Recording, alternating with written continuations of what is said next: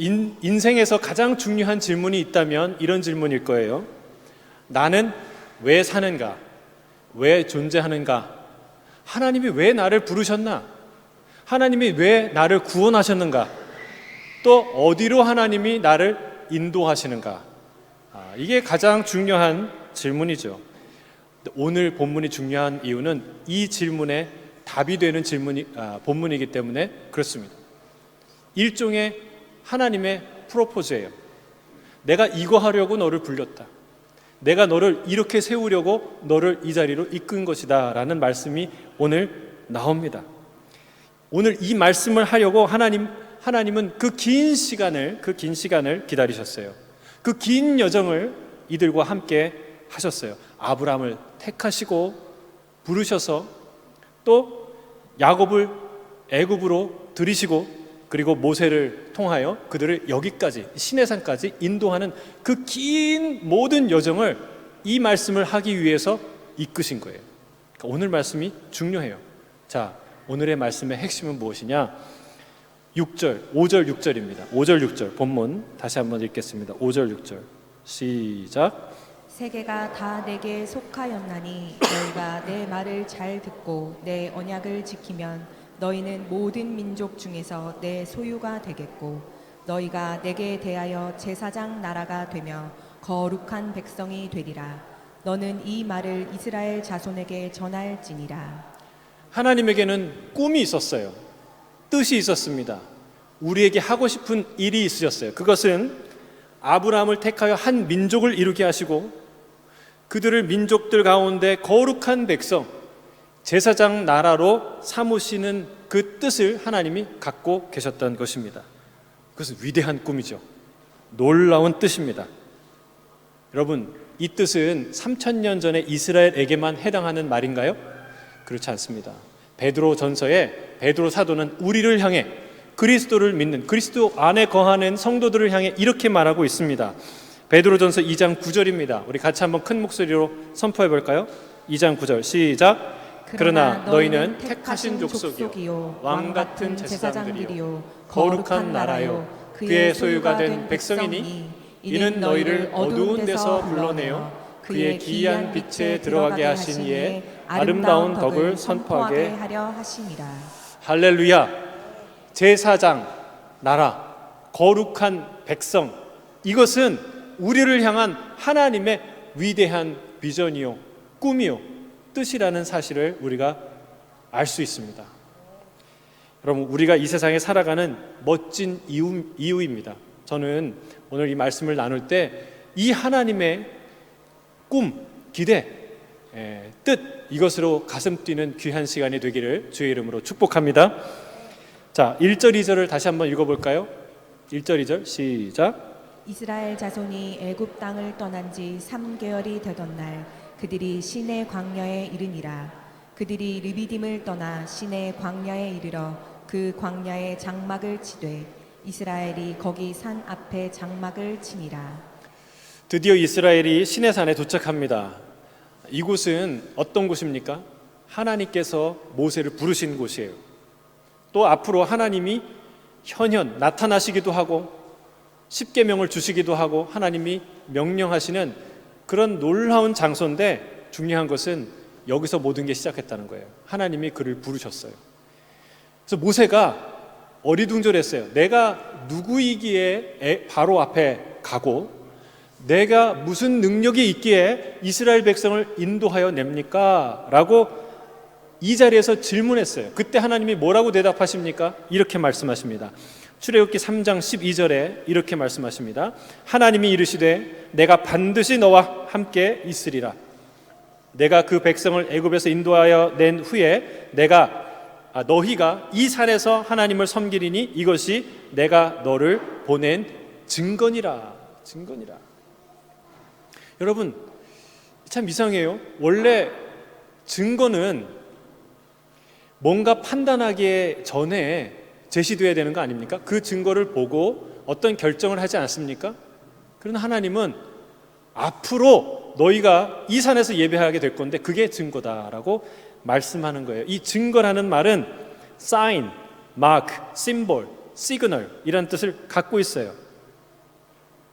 내가 누구이기에 그런 일을 바로 앞에 서고 그런 구원의 일을 할 수 있겠습니까? 라고 말할 때 하나님이 너가 이곳에서 예배하는 그것이 나의 어떤 중요한 시그널이고 중요한 사인이 될 것이다 라고 말한다는 사실입니다. 뭘 말하는 사인이에요? 하나님이 너를 선택하시고 보내셨다는 것. 하나님이 그 일을 이루신다는 사인이에요. 아무리 생각해도 왜 그게 사인이 되는지 증거가 되는지 잘 모르겠어요. 왜 사전에 안 보이시고 사후에 그 증거를 보이셨는가? 무엇을 뜻할까요? 이 말은 일을 이루시는 여호와, 성취하시는 하나님을 말하는 거예요. 하나님은 하나님 자신이 강력한 증거예요. 내 말이 반드시 이루어질 것인데 그게 가장 분명한 증거가 될 것이다 라는 말씀이에요. 예레미야에게 하나님이 이렇게 말씀합니다. 예레미야 33장 2절에 이렇게 말해요. 같이 한번 읽어볼까요? 시작. 이를 행하시는 여호와, 그것을 만들며 성취하시는 여호와, 그의 이름을 여호와라 하는 이가 이와 같이 이르시도다. 아멘. 여러분, 성경은 우리에게 하나님을 일을 행하시는 분, 그것을 만들며 성취하시는 분이심을 보여주고 있습니다. 성경에 보세요. 많은 약속을 하시고 그 약속을 다 이루십니다. 많은 예언을 하시고 그 예언을 다 성취하십니다.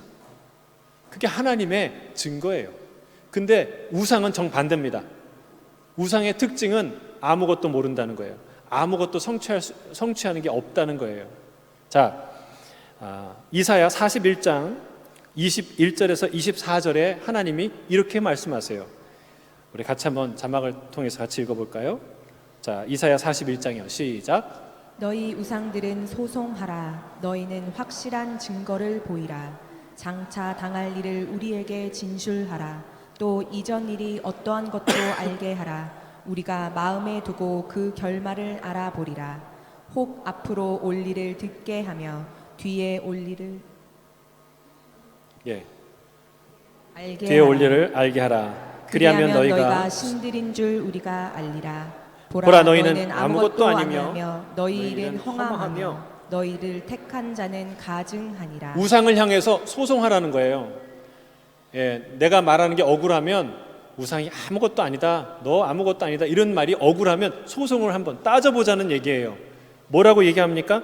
확실한 증거를 갖고 와라. 장차 당할 일을 한번 말해봐라.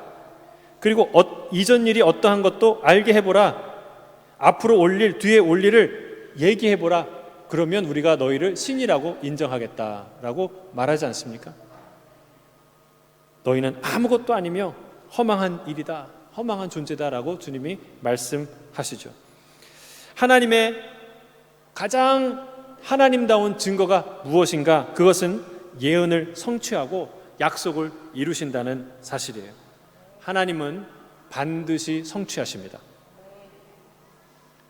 이 예레미야가 이 말을 들을 때 가장 취약한 상태였어요. 어떤 상태였습니까? 이스라엘 성이 바벨론 군대로 겹겹이 포위당해서 1년 반 동안이나 고생할 때 바로 그때 이 말을 하는 거예요. 국가적으로나 개인적으로나 참 위기에 있을 때, 형편없을 때, 앞날을 예측할 수 없는 그 위기의 상황에서 이 말씀을 하는 거예요. 어떤 말씀이요? 이를 행하시는 여호와, 그것을 만들고 성취하는 여호와, 여호와라고 일컫는 이가 말씀하시느니라 라고 선포한다는 사실이에요. 놀랍지 않습니까? 모세도 마찬가지입니다. 모세도요, 이 말씀을 들을 때 그 말씀, 네가 이스라엘 백성을 인도해서 여기까지 올 텐데 그게 내가 너를 보낸 증거야 라고 말하는 그 말씀을 들을 그 상황은 예레미야와 거의 비슷했어요. 뭐 대단한 소식을 들은 것도 아니고 어떤 능력을 갖고 있는 것도 아니고 어떤 짱짱한 인맥이 있는 것도 아니고 아무것도 없는 좋은 시절이 다 지나간 40년 동안 한가로이 양을 치던 이대로 살다가 여기서 죽겠구나, 이게 나의 최후구나 라고 생각하는 그 순간에 이 말씀을 하신 거예요. 사랑하는 성도 여러분, 우리가 하나님과 동행하는 것은 하나님이 일이 잘 풀게 해주시기 때문에 하는 게 아니에요. 일이 잘 풀려서가 아니에요. 뭔가 보이기 때문에도 아니라는 거예요. 우리가 이 길을 가는 것은 하나님 자신이 우리의 가장 확실한 증거이기 때문에 우리가 이 믿음의 길을 가는 줄로 믿습니다. 하나님이 이루실 거예요. 하나님이 수많은 걸 이루셨어요. 그것이 우리의 증거라는 거예요. 일을 행하시는 여호와, 그것을 만드시고 성취하시는 그 여호와를 믿고 나아가는 저와 여러분이 되시기를 주의 이름으로 축복합니다. 아멘.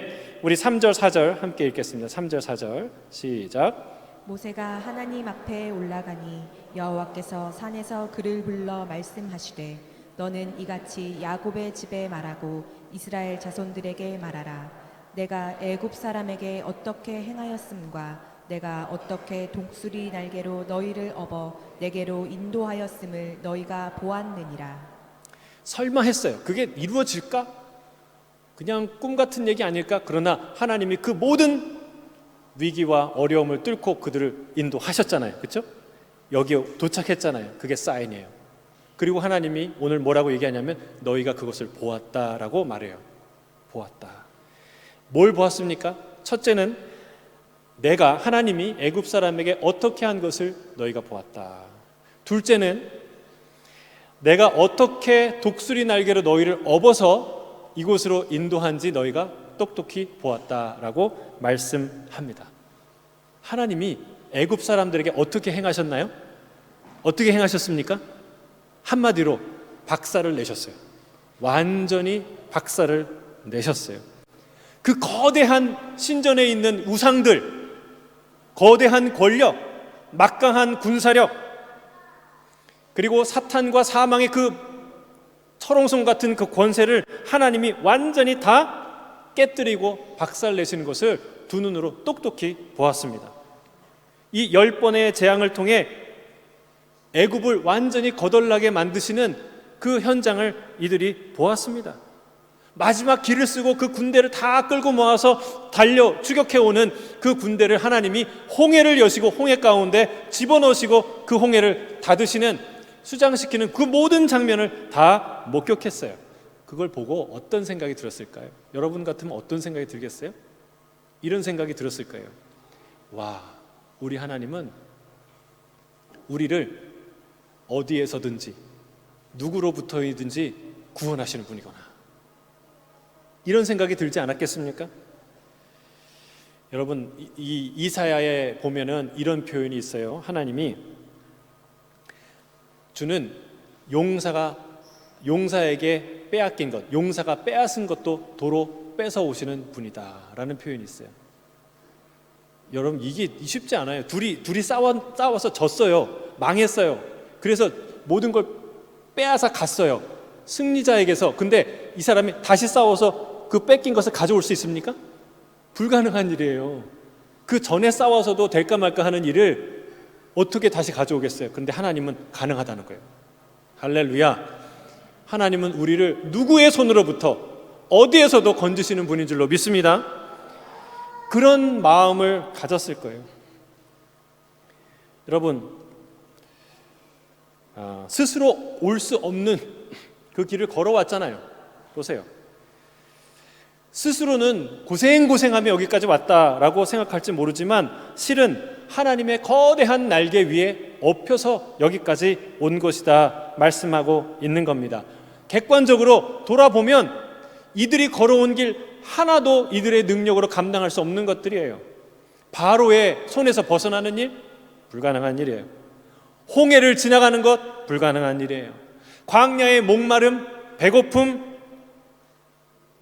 그리고 내리쬐는 그 햇볕의 그 뙤약볕, 그 어느 것 하나도 이들이 견뎌낼 수 없는 것들입니다. 그런데 여기 서 있잖아요. 오늘도 살잖아요. 숨쉬며 살고 먹고 살잖아요. 여러분, 그게 무슨 증거입니까?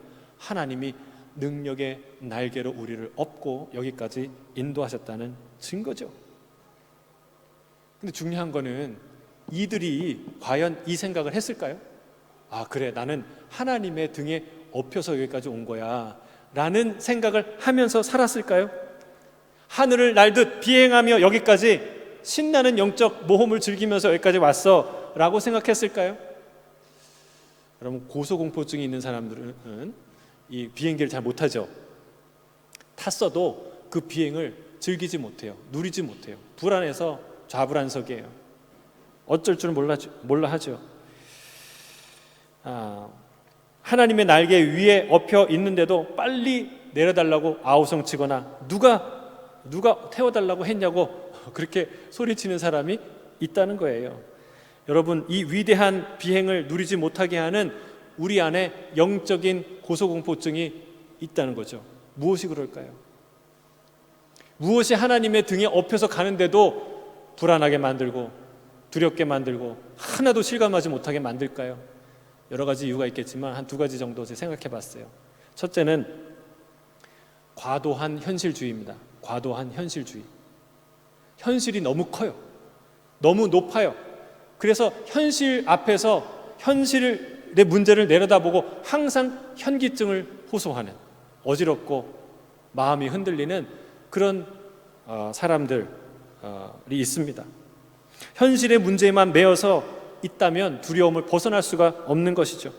그는 항상 나는 위기 가운데 있어. 그리고 위기를 만날 위기 가운데 내가 있어. 이런 생각으로 두려움에서 벗어나지 못하는 거예요. 하나님이 그를 날개 위에 업고 다니시는데도 그거를 누리지 못하고 깨닫지 못하는 것이죠. 둘째는 지나친 자기 중심주의예요. 자기 자신에 과몰입된 사람이 있어요. 자기 자신의 문제에 너무 깊이 들어가서 남에게는 공감할 수 없고 또 남을 신뢰할 수 없는 거예요. 나라는 감옥 안에 갇혀서 다른 것은 볼 수가 없어요. 하나님의 시선으로 나를 볼 수 없고 하나님의 시선으로 이 상황을 바라볼 수가 없는 거예요. 여러분, 그래서 이들은 내가 하나님 날개 위에 엎여 있어도 내가 하나님 날개 위에 엎여 있다 생각하지 못하는 것이죠. 하나님 날개 위에 엎여 있어도 떨어질까 노심초사하는 사람들은 그 비행을 즐길 수가 없다는 거예요. 여러분, 어떻게 벗어날 수 있을까요? 비행기에 탄 사람은요, 이 비행기가 정말 안전하게 설계되고 안전히 비행하고 있다는 사실을 알아야 돼요. 그리고 그것을 위해서 숙련된 기장과 승무원들이 함께 하고 있다는, 굉장히 철저한 안전 시스템이 내 주위를 둘러싸고 있다는 사실을 알 때, 그것을 믿을 때 내 마음을 내려놓을 수 있고 비로소 비행을 즐길 수 있는 것이죠. 여러분, 오늘 말씀대로 보아야 합니다. 보아야 해요. 뭘 봐야 됩니까? 애굽에서 애굽 사람들에게 하나님이 한 일, 그리고 어떻게 하나님의 능력으로 너희를 인도했는지 그것을 보아야 한다는 거예요. 그냥 한번 경험하고 지나가는 게 아니라 그것을 보고 있어야 한다는 거예요. 그래야 우리가 하나님과 함께 그 놀라운 비행을 할 수 있다는 사실입니다. 마치 전시회를 하듯이 사진을 찍어놓고 어떤 중요한 역사적 사실에 대해서, 어떤 이슈에 대해서 전시회를 하듯이 여러분, 우리는 날마다 그 사건을 보아야 돼요. 하나님이 행하신 일들, 그것을 봐야 돼요. 위기를 지난 것만으로 다행이다, 잘 지났구나 라고 위로 삼으면 안 돼요. 왜냐하면 그 위기를 지나는 모든 순간순간마다 드러난 게 있어요. 뭐가 드러났습니까? 하나님의 손길, 하나님의 행하신 일들, 하나님의 존재감이 드러났기 때문에 그걸 기억해야 돼요. 그것을 붙들어야 돼요. 그 증거들이 가리키는 단 한 가지 사실은 우리는 지금 전능자 날개 위에 엎여 있다는 사실이에요. 현실은 여전히 물과 양식이 없는 광야지만, 아직은 약속의 땅이 현실화되지 않는 상태지만 여전히 우리는 하나님의 날개 위를 비행하고 있는 그런 주님의 존귀한 자녀인 줄 믿습니다. 하나님께서 행하시는 일을 날마다 바라보는, 그래서 이 담대한 믿음으로 이 광야를 지나가는 저와 여러분이 되시기를 주의 이름으로 축복합니다. 아멘. 자, 5절을 볼 때 5절의 앞부분에 뭐라고 써 있습니까? 세계가 다 내게 속하였나니. 우리 다시 한번 읽어볼까요? 시작. 세계가 다 내게 속하였나니.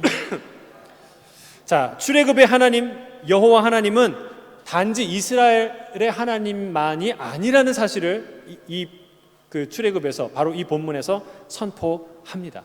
하나님은 온 세상의 하나님이에요. 따라하겠습니다. 하나님은 온 세상의 하나님이십니다.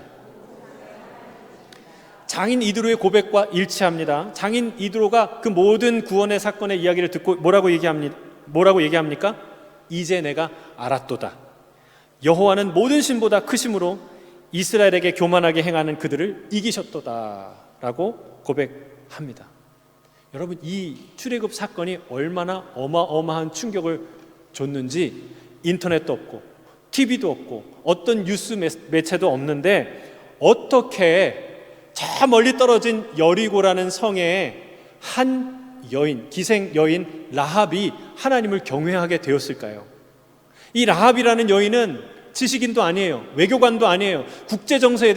국제정세에 안테나를 딱 세우고 정보를 수집하는 사람이 아니에요. 그냥 여리고 시민이에요. 그런데 어떻게 그 한 여인이 단 한 번도 이스라엘 사람을 만나본 적이 없는데 이스라엘 하나님 여호와를 경외하고 두려워하게 되었을까요? 그가 이런 고백을 해요. 진짜 하나님을 만난 거예요. 이 사건이 얼마나 그 시대에 충격을 준 사건이면 이런 고백을 하겠습니까? 여호수아 2장 9절에서 11절 말씀이에요. 우리 자막을 통해서 같이 읽겠습니다.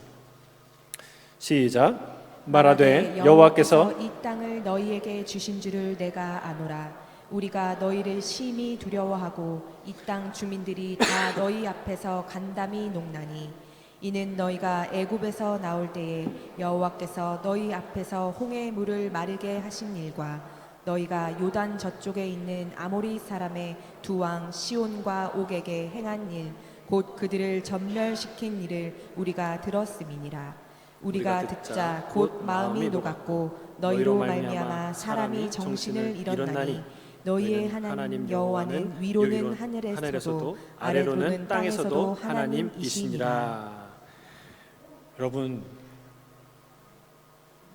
마음이 녹았대요. 정신을 잃었대요.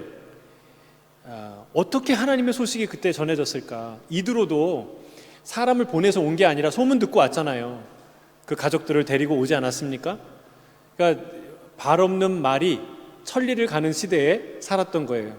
여러분, 이 출애굽 사건이 얼마나 그 당시의 사람들에게 충격을 준 사건인지, 얼마나 놀라운 세기의 사건인지 알 수 있는 대목이에요. 여러분, 우리 하나님은 온 세계의 하나님이신 줄로 믿습니다. 아멘이십니까? 이 사실을 선포하는 게 중요해요. 이 사실이 내가 믿는 사실, 내가 누리고 깨닫는 사실이 되는 것이 너무나 중요해요. 다시 한번 선포합니다. 우리 하나님은 온 세계 하나님이신 줄 믿습니다. 아멘. 다시 한번 제가 이렇게 선포할 때 아멘으로 선포하시길 바랍니다. 우리 하나님은 온 세계 하나님이신 줄 믿습니다. 아멘. 근데 왜 굳이 이 말씀을 하실까? 왜 이게 중요할까? 제사장으로 우리를 부르셨잖아요. 제사장 나라. 제사장에게 필요한, 제사장이 되는 첫 번째 요건이 뭘까요? 훤칠한 기회와 잘생긴 외모일까요? 제사법에 대한 탁월한 지식일까요? 그리고 제사 제도에 대한 탁월한 숙련된 기술일까요? 아니에요. 아니에요.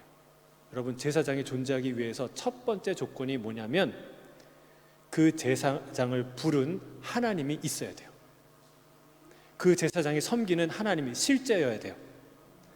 그 제사장이 섬기는 하나님이 위대한 하나님이어야 돼요. 그게 첫 번째 조건이에요. 우리가 제사장으로 부름받았고 거룩한 제사장으로 세상을 살아가기 위한 첫 번째 조건은 우리가 믿는 하나님이 온 세계의 하나님이셔야 돼요. 하늘과 땅을 지으신 하나님, 지금도 살아계시고 통치하신 하나님이 됐을 때, 그 살아계신 하나님 앞에 섰을 때 우리가 진짜 제사장으로 살아갈 수가 있는 거예요. 제사장은 개념이 아니에요. 실제예요.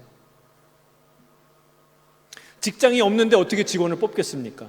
하나님이 없는데 어떻게 제사장을 부르겠습니까? 신이 없는, 실제는 없는데 있다고 치는 그런 제사장은요, 하나의 종교 서비스업에 불과한 거예요. 여로보암이 이 죄를 지었죠. 여로보암이 그냥 원하는 사람들, 자원하는 평신도들을 평민을 제사장으로 삼았어요. 여러분, 그게 세상의 방법이에요. 그래요. 자기가 좀 영적인데 관심 있고 하고 싶으면 제사장 하라고 해요. 그게 세상의 종교 시스템이에요. 종교 서비스업이에요. 그러나 여러분, 진짜 제사장은 그렇게 세워지는 게 아니에요. 온 세계 하나님, 하늘과 땅을 다스리는 하나님, 생명의 주관자 되시는 하나님이 실제하시고 그 하나님이 자신을 대리할, 세상에 자신의 모습을 증거할 그 사람을 부르시는 거예요. 그 사람 앞에서 비로소 그 사람은 제사장이 되는 거예요. 제사장이 정말 멋진 말로, 멋진 제도로 하나님을 미화하고 그 신을 드러냈을 때 그 하나님이 위대해지는 게 아니라는 거예요. 반대예요. 위대한 하나님, 그 제사장이 섬기는 하나님이 그 제사장의 위대함을 말하는 거예요. 제사장이 하나님을 위대하는 게 아니라 하나님이 제사장을 위대하게 만드는 거예요. 여러분, 이 말을 하나님이 이스라엘을 빼내기 전에 하지 않으셨다는 거예요. 다 빼내고 나서, 온 세계 하나님이심을 드러내고 나서 이 말씀을 하신다는 사실입니다. 여러분, 우리가 세상에서 제사장 역할을 잘하는 이유 또는 잘못하는 이유가 뭘까요? 우리는 다 거룩한 나라요 하나님의 제사장이라고 말하는데 왜 우리가 세상에서 제사장 역할을 할 수 있을까요? 왜 우리가 세상에서 제사장 역할을 하지 못하고 있을까요? 그것은 바로 여기에 있습니다. 그 하나님, 우리를 부르신 그 하나님, 내가 제사장이라고 하지만 내가 섬기는 그 하나님이 일을 행하시는 여호와, 그것을 만들고 성취하시는 여호와, 온 세계 하나님, 온 세계를 창조하시고 다스리시는 그 하나님이 아니기 때문에 그래요. 그러니까 그건 개념, 내가 생각하고 내가 좋다고 생각하는 개념들의 덩어리가 우리가 믿는 하나님이라면 그 사람은 하나님 앞에서 제사장의 역할을 할 수 없는 거예요. 진짜 제사장은 불꽃 가운데 임하신 하나님, 우리 다음 주에 보겠지만 온 세상을 만드신 하나님, 말씀하시고 그 말씀을 일하시고 만드시고 성취하시는 그 하나님 앞에 섰을 때에 그는 제사장 역할을 할 수 있는 거예요. 제사장 역할 하지 말라고 해도 해요. 여러분, 그게 바로 여기 있어요. 우리가 왜 무기력한 제사장 역할을 하는가? 아무도 죽게 데려오지 못하고 하나님에 대해서 무엇도 선포하지 못하는 그런 제사장 역할을 하는가? 우리가 이 놀라운 살아계신 온 세계의 하나님 앞에 서지 않았기 때문에 그렇다는 거예요. 여러분, 누구 앞에 서 있습니까? 여러분이 섬기는 하나님이, 우리가 섬기는 하나님이 어떤 하나님이십니까? 그것이 우리가 제사장 되는 첫 번째 가장 중요한 본질이라는 사실이에요. 우리가 어떤 제사장이 될 것인가는 우리가 어떤 하나님을 알고 섬기느냐가 관건이라는, 열쇠라는 사실입니다. 우리가 섬기는 하나님이 온 세상의 하나님인 줄로 믿습니다.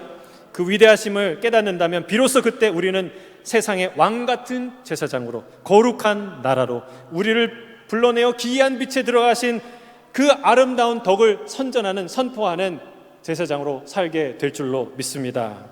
아멘. 자, 5절 하반절에 이렇게 말합니다. 함께 읽어볼까요? 시작. 너희가 내 말을 잘 듣고 내 언약을 지키면 너희는 모든 민족 중에서 내 소유가 되겠고. 자, 제사장 나라, 거룩한 백성을 선포한 이 말씀의 유일한 조건절이에요. 너희가 이렇게 되면, 이걸 하면 그렇게 될 것이다 라고 말씀하시는 유일한 조건절이에요. 자, 제사장 나라가 되고 거룩한 민족, 거룩한 백성이 되는 방법, 길, 조건은 무엇입니까? 단순해요. 명확해요. 그것은 무엇입니까? 놀랍게도 제사법에 정통하는 것, 많이 아는 것, 그거 아니에요. 제사에 숙련된 그 기술 아니에요. 딱 한 가지입니다. 내 말을 잘 듣고 그것을 행하면이라고 말씀하고 있다는 사실이에요.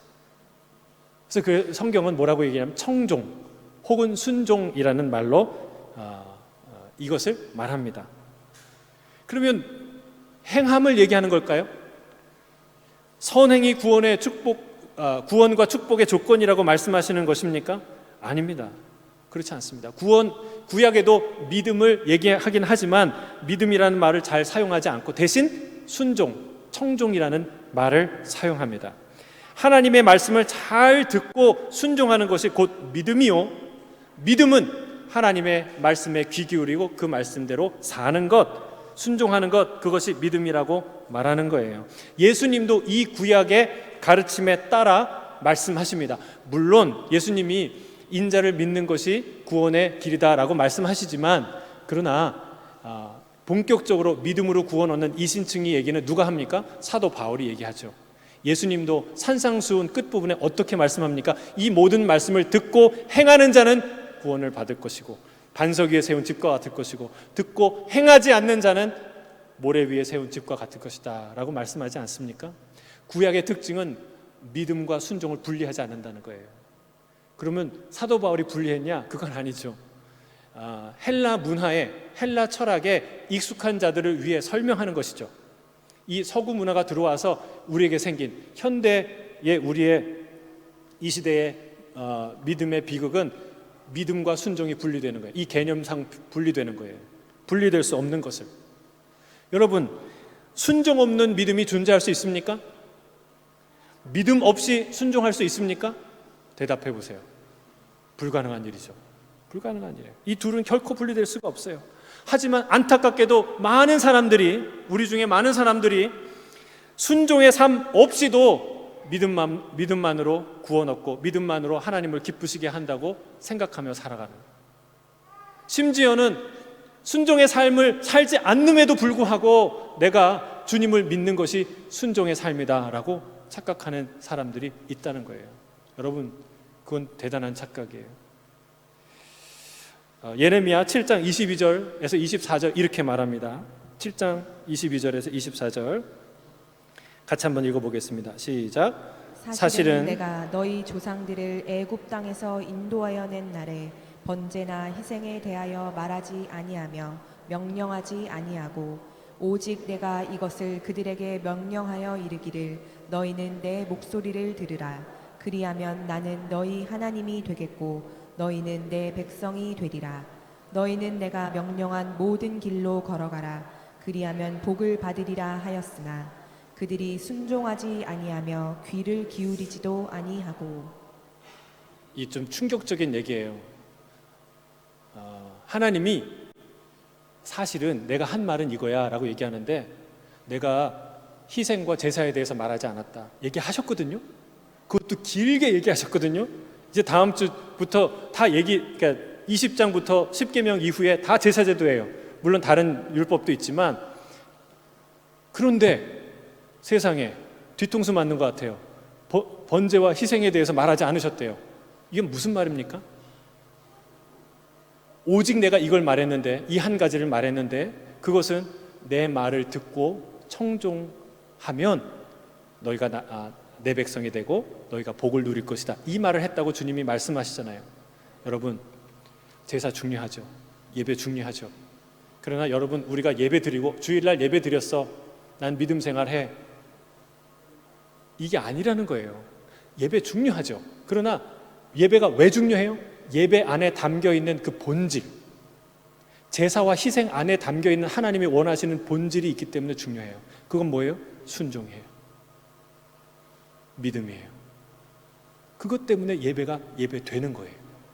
그래서 일주일의 삶, 하나님의 말씀을 듣고 순종하는 그 삶이 있어야 이 예배를 하나님이 기쁘시게 받으신다는 거예요.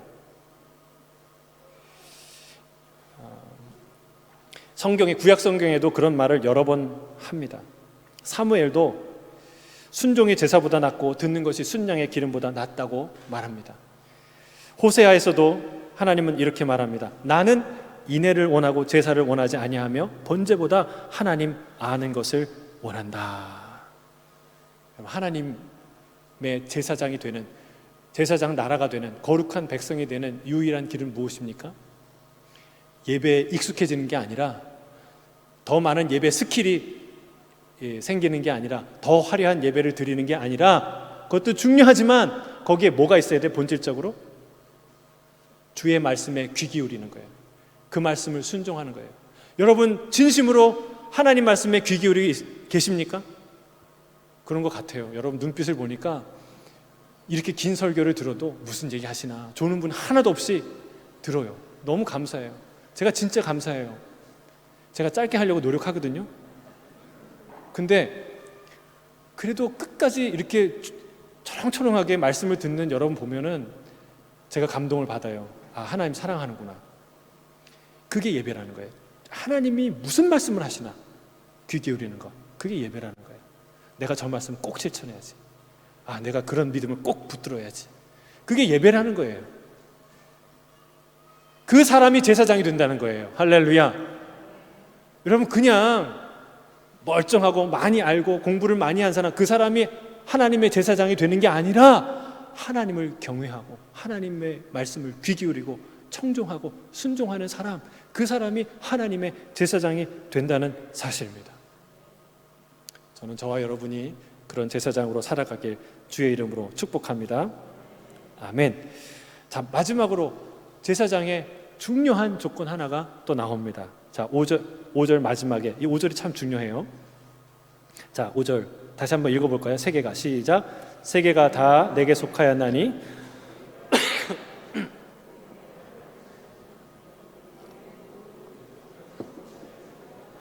너희는 모든 민족 중에서 내 소유가 되겠고, 이 말은 너무 중요한 말입니다. 모든 민족 중에서 하나님의 소유가 되어야 하는 거예요. 제사장은 하나님의 소속이 되어야 합니다. 제사장은 하나님과 세상 사이의 중간에 있는 사람이죠. 그러나 여러분 중립적인 존재가 아니에요. 그렇죠? 아, 나는 하나님과 세상의 중립을 지켜야지. 너무 하나님 편에 가서도 안 되고 너무 세상 편에 가서도 안 되고, 그러면 제사장 역할을 할 수 있나요? 아니에요. 제사장은요, 하나님의 사람이 되어야 돼요. 하나님께 속한 존재가 되어야 돼요. 이 호주 땅에 있지만 한국 외교관은 어디 소속이에요? 한국에 속한 자여야 돼요. 그렇죠? 우리랑 더 가까이 살지 모르지만 그는 한국에 소속된, 한국 정부에 소속된 사람이어야 돼요. 여러분, 우리가 하나님과 세상 사이에 살지만, 세상과 더 가까이 사는 것 같지만 우리는 누구에게 속한 자여야 돼요? 하나님께 속한 자여야 돼요. 그 사람이 바로 하나님의 제사장이 될 수 있다는 사실을 말하고 있어요. 여러분 희한해요. 사람은요, 성장하면 부모를 떠나야 돼. 그래야 어른이 되죠. 그런데 영적인 원리는 그렇지 않아요. 하나님은 그렇지 않아요. 하나님은 우리가 성장한다고 하나님 떠나면 안 돼. 큰일 나요. 그때부터 성장이 멈추는 거예요. 너희가 나를 떠나서는 아무것도 할 수 없다고 주님 말씀하잖아요. 그럼 영적인 원리는 그렇지 않습니다. 예수님은요, 처음부터 하나님과 함께 하셨고 죽을 때까지 함께 하셨어요. 한순간도 떠나지 않으셨어요. 성부, 성자, 성령은요, 영원 전부터 영원까지 한순간도 서로 떠나지 않아요. 우리 지난 수요일 날 우리 한소희 선교사님이 강의하는데 그걸 배웠지 않습니까? 뭘 배웠습니까? 우리 하나님은 우리를 가르치시는, 그러니까 부모가 그렇지만 교육자, 가르치시는 교육자로서의 하나님도 계시지만, 그러나 하나님은 어떤 하나님의 양육자 하나님이시라는 거예요. 아빠, 아버지. 우리가 양육자 하나님으로서 우리가 그분과 붙어 있을 때, 나를 날마다 먹이시고 입히시고 보살피시는 그 하나님 안에 있을 때 비로소 우리는 끝없는 영적 성장을 누리게 된다. 아멘이시죠? 아멘. 주님이 우리를 향해서 뭐라고 얘기합니까? 너가 노인이 되어도 백발이 되어도 내가 너를 업고 너를 내 품에 안을 것이다 말씀해요. 놀라운 말이에요. 우리 같이 한번 읽어볼까요? 이사야 46장 3절 4절. 이사야 46장 3절 4절 시작. 야곱의 집이여, 이스라엘 집에 남은 모든 자여, 내게 들을지어다. 배에서 태어남으로부터 내게 안겼고 태에서 남으로부터 내게 업힌 너희여, 너희가 노년에 이르기까지 내가 그리하겠고 백발이 되기까지 너희가 너희를 품을 것이라. 내가 지었은즉 내가 업을 것이요 내가 품고 구하여 내리라. 할렐루야. 얼마나 멋진 말입니까? 여러분, 너무 멋진 말 아닙니까? 백발이 되어도 우리는 하나님 앞에 어린아이라는 거예요. 제가 이 말을 조금 이해하는 게 아이들이 막 태어났을 때 우리 지성이처럼 태어났을 때 얼마나 귀여워요. 아까 안았는데 너무 이쁘더라고요. 우리 다섯째 삼고 싶은 마음이 막 들 정도로 너무너무 귀엽고 아름다워요. 근데 아이들을 크는 걸 보니까 커서도 예쁘더라고요. 커서도 징그러울 줄 알았는데 커서도 예뻐요. 그게 부모의 마음이더라고요. 여러분, 우리가 백발이 되어서 볼품이 하나도 없을 것 같다고 생각하시죠? 천만의 말씀. 하나님은요, 뭐라고 얘기하십니까? 너는 내 아들이야. 너는 내 딸이야. 내가 널 사랑해. 그리고 주님이 나를 품으시고 나를 업으시고 다닌다는 거예요. 할렐루야. 할렐루야. 여러분, 우리는 주님께 속한 자예요. 주님께 속한. 주님의 속한 자들만 하나님의 제사장이 될 수 있어요. 하나님과 세상의 가운데 있는 사람이 하나님의 제사장이 되는 게 아니에요. 하나님께 완전히 속해 있는, 잠시도 떨어질 수 없는 그런 자가 세상에서 제사장 역할을 할 수 있다는 거예요. 세상에서 하나님의 영광을 드러내고 하나님을 소개하고, 그런 사람은요, 제사장 역할 하지 말라 그래도 해요. 그렇지 않겠습니까? 하나님의 자랑스러움을 선포하고 사람들을 하나님께 데려오고 그런 일을 끊임없이 하게 되는 거예요. 왜 우리가 그러나 제사장 역할을 못합니까?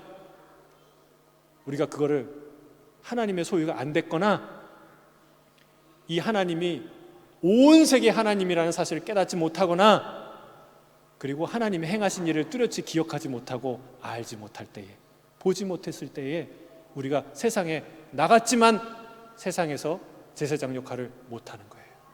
그래서 우리 표가 뭐예요? 예수님과 함께 세상 속으로, 예수님 따라 세상 끝까지. 너무 멋진 표현 아닙니까?